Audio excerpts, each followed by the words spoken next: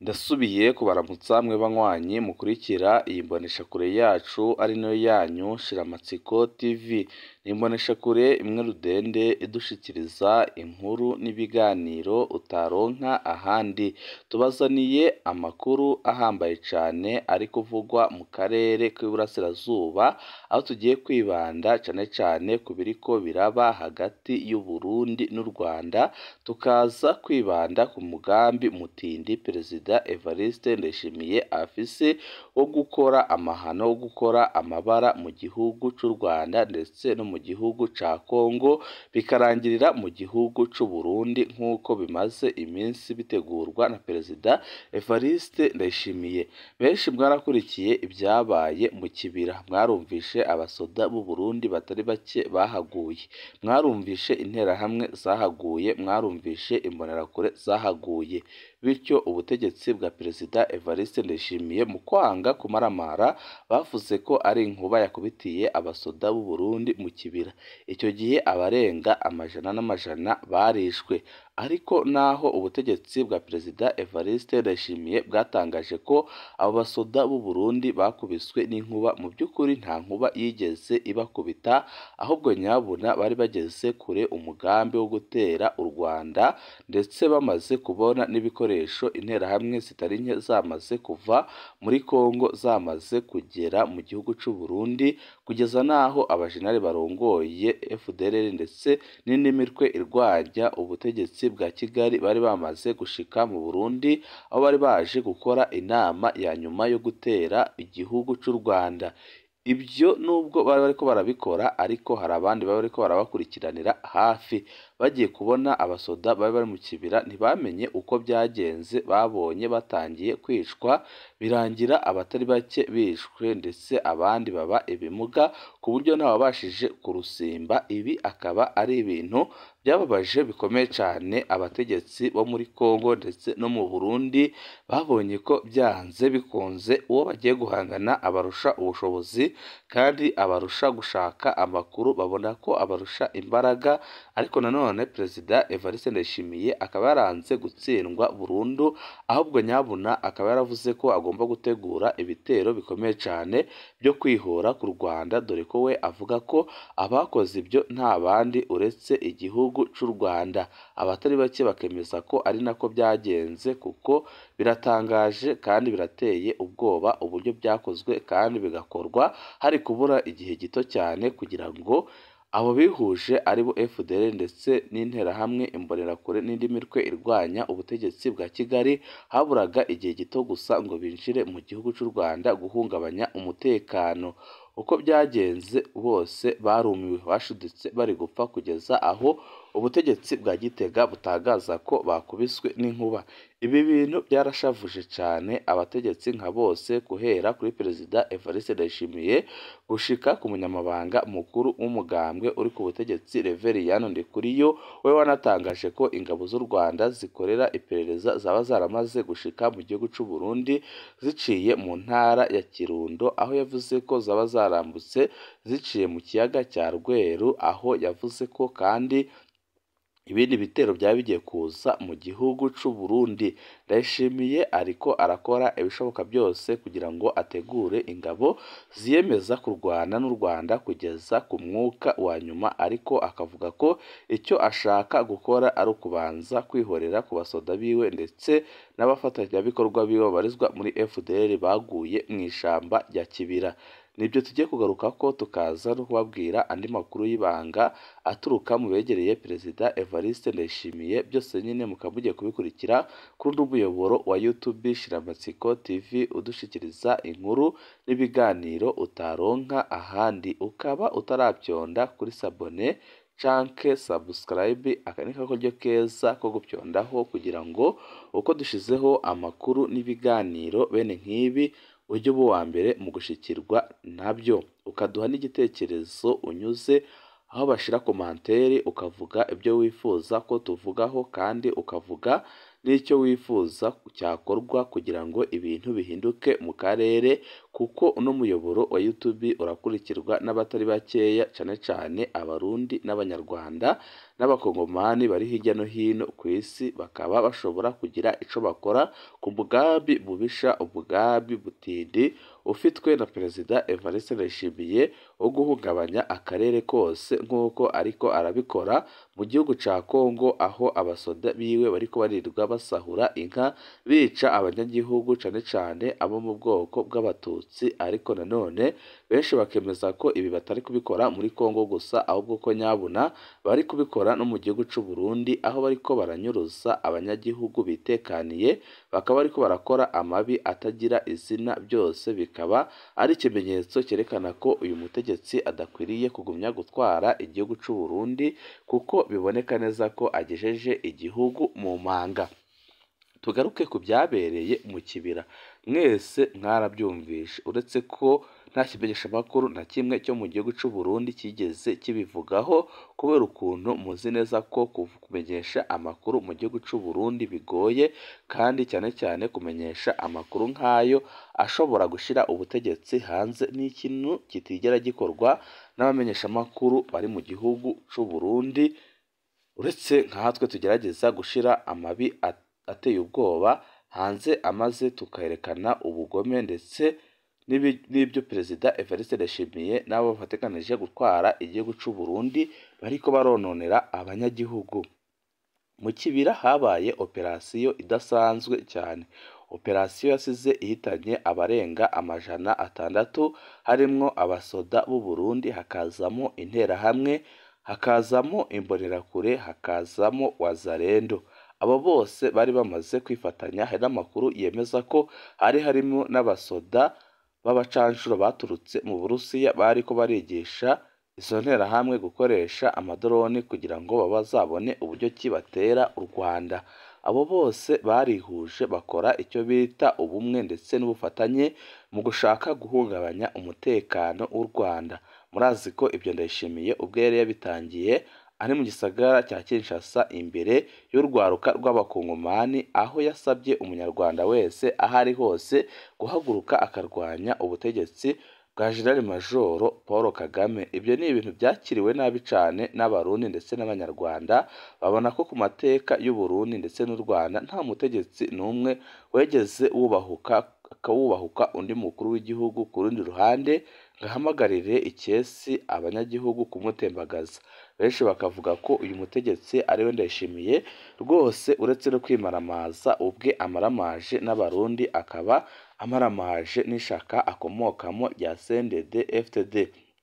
Benshi bakurikiye iryo jambo batekereje ko ari bya bijambo bya Perezida Evariste Ndayishimiye ukunze guhubuka akavuga ibyo yishakiye, kandi akavuga amajambo menshi atabanje kwiyumvira. Niko bamwe n'abandi babanje kubifata, ariko mu nyuma siko byagenze. Ndayishimiye yagiranye imibonano ndetse agirana ibiganiro ku matelefoni n'interahamwe kabombo zasize zihekuye u Rwanda mu mwaka w'1994, aho haba jenoside yakorewe abatutsi. Abatari bake begereye Ndayishimiye baremeza ko Ndayishimiye nyuma y'uko atangaje ririya jambo akarivugira mu gihugu ca Kongo, yatangiye guhurumbirwa n'abajenosideri batari bakeya bari mu bihugu aho bagiye bihishe, bashaka kugira icyo bakora kugira ngo bongere baze gutayabanga igihugu c'u Rwanda. Bose baramuhamagaye bamwemerera amafaranga atari makeya, bamwe batangira no kumwoherereza amafaranga. Ibi byanatumye kandi interahamwe zihita zisubukura umubano ukomeye cyane hagati ya Perezida Evariste Ndayishimiye. Amakuru adushikira yemeza ko Ndayishimiye nibura ku kwezi no mu buriburi atabura amadolari 50,000 akuye muri abo bantu bashaka gufatanya umugambi wo guhekura ndetse no kongera guhungabanya umutekano mu gihugu c'u Rwanda.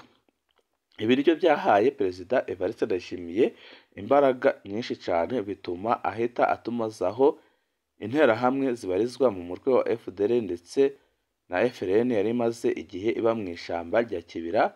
Bose barambuka baza mu gihugu c'u Burundi, baje bacungiriwe umutekano ku buryo bukomeye cyane n'abasoda b'u Burundi. Uti byakozwe gute? Perezida Evariste Ndayishimiye yakoresheje impuzu z'igisirikare c'u Burundi azirungika muri Kongo, amaze kuzirungika muri Kongo zahise zambikwa izo nterahamwe ndetse na bamwe mu bazarendo. Bamaze kwambara izo mpuzu bahise bafata umurongo baza mu gihugu cy'u Burundi nk'abasoda b'u Burundi batashe bagarutse mu rugo. Baje bacungerewe umutekano ku buryo bukomeye cyane. Bahise binjira mu kibira aho basanze abandi bagiye baza gake gake aho bari bamaze kugwira. Bamaze kugera mu kibira bahise bahabwa imyitozo ihambaye cyane n'ingabo z'abacanshuro zituruka mu Burusiya. Icyo gihe bari ko barigishwa gukoresha amadorone. Mu nyuma baje kongera kuronka undi mubare utari muke w'abasoda b'u Burundi baje kwifatanya nabo. Bongera baronka abandi basoda ba FDL bari baturutse muri Kongo. Ni ukuvuga ko babaye benshi. Karundura yabaye umubonano wabaye hagati y'abajenerali bakomeye cyane bo muri CNDD-FDD ndetse n'abahagarariye imitwe y'iterabwoba irwanya ubutegetsi bwa Kigali. Barinjiye mu Burundi bahurira mu mahoteli atandukanye yakira ingenzi mu gihugu cy'u Burundi, harimo n'ihoteli y'umushiranganje wa mbere Gervais Ndirakobuca batazira ndakugarika. Bakimara kuhagera umugambi waranogejwe neza wo gutera u Rwanda, bumvikana n'amatariki ndetse n'igihe ibyo bizabera. Benshi bakemeza ko n'amafaranga yahise atangwa n'abo twita twe ibigarasha bamaze igihe barwanya leta y'u Rwanda. Amafaranga yaratanzwe ku bwinshi cyane kugeza n'aho Kayumba ubwe aza akishikira muri Kongo ku rubuga aho yagiye arabonana n'abatari bake kugeza n'aho yabonanye na Perezida Evariste Ndayishimiye. Kayumba yaganiriye byinshi na Ndayishimiye ndetse bumvikana byinshi, haribwo nyine ko azahabwa ibintu bitari bike igihe azaba agerageje gufasha izo nterahamwe kugera ku mugambi wabo wo kongera gusenya u Rwanda. Bakimara kugirana ibiganiro ndetse n'abajenerali bakomeye barongoye iyo mitwe y'iterabwoba, harimo Generali Ntawunguka, ibintu byahise bifata indi ntera. Ndayishimiye ahita atanga amategeko ku basoda barongoye abandi cyane cyane mu ntara zegereye ishamba rya Kibira ndetse n'intara nka Kirundo zihana urubibi n'u Rwanda. Ibi bintu byarerekanaga neza ko ayo mategeko atanze ari aya nyuma kandi ari amategeko ahamagarira abajenerali kwitegura intambara byanze bikunze kuko yari igiye kuba hagati y'u Burundi n'u Rwanda. Icyo gihe ibikoresho bitari bike byarinjijwe mu kibira, harimo imiduga y'intambara, drone ndetse n'imbunda zikomeye cyane zirasa kure kandi zifise imbaraga nyinshi. Bikimara gukusanyirizwa mu kibira, amakuru adushikira yemeza ko ingabo z'u Rwanda nazo zikurikirana byinshi kandi zikurikira ibibera mu karere cyane cyane mu Burundi no muri Kongo. Zahise zimenya ayo makuru, nako zahise ziyamenya, ahubwo byose byakorwaga zibizi. Ako kanya mu ijoro rimwe, ijoro ryabaye ribi cyane ku basoda b'u Burundi, interahamwe ndetse na bazarendo n'imbonerakure. Ni ijoro ryabaye ribi cyane kuko bagiye kubona igihe bari ko baritegura gutera u Rwanda baragoswe.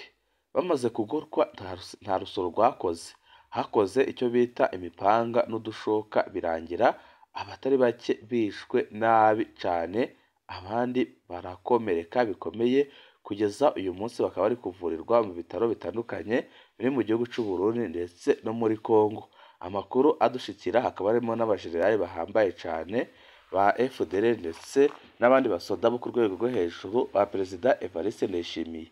Ibi ni ibikorwa byababaje bikomeye Perezida Evariste Ndayishimiye, bihita bituma ategura kwihora ku buryo bwihuse kandi akabikora neza cyane ku buryo atazongera gutakaza abasoda biwe benshi. Amakuru adushikira avuga ko bose hari ahantu ariko harategurirwa ibitero ndetse bikomeye, ariko none bakaba baririnze kubishira mu ishamba rya Kibira kuko bazi neza ko umwanya wari wose ingabo z'u Rwanda zabihasanga. Amakuru dufise ni uko iyo myimenyerezo ihambaye iri kubera mu ntara imwe mu gihugu hagati, ikaba ari intara yiganjemo abizigirwa ba Perezida Evariste Ndayishimiye, kandi akaba ari intara bigoye yuko undi muntu yayigeramo aturutse hanze y'igihugu. Ni ukuvuga ko ari intara iri hagati mu gihugu. Ariko nanone ibyatangajwe na Reverien Ndikuriyo umunyamabanga mukuru w'umugambwe uri ku butegetsi nabyo ntibihumuriza. Ni ikimenyetso cyerekana ko babizi neza ko igihe cyose bagerageje guhungabanya umutekano w'u Rwanda ntaho abasoda b'u Rwanda batabasanga. Amakuru dufise kandi yizewe yemeza ko rwose naho ngaho bimuriye imyitozo yo gutera u Rwanda, ingabo z'u Rwanda zamaze kuhamenya kandi ko mu minsi iza naho haba hagiye kuba ikintu kidasanzwe gishobora guha isomo rya nyuma Perezida Evariste Ndayishimiye. Banywanyi bacu ni ngaha duce dusozerera amakuru twari twabateguriye, turabandanya kubatohoreza ayo mabi ari gutegurwa na Ndayishimiye, ariko nanone tugahamagarira abarundi gukora igishoboka cyose kugira ngo bahagarike uyu Ndayishimiye ushaka kubashora mu ntambara, mu gihe biboneka neza ko no gutwara igihugu byamunaniye. Murazi ibibazo bitandukanye biri mu gihugu cy'u Burundi nko kubura agasukari, kubura igitoro, ifaranga ry'u Burundi rikaba ribandanya guta agaciro. Ibi byose akaba ari byagakwiye guhugirwaho, ariko uyu munsi akaba ahugiwe mu ntambara iriko iramuha amafaranga atari make, ariko abarundi bari bakwiye kumenya ko nta wundi wo kubarwanirira uretse ko bo bakora ibishoboka byose bakabasetukana n'iyonka, bakamagana iyi ntwaro iriko irabica kandi iriko irabicisha inzara. Ibihe byiza nibyo ndabipfurije.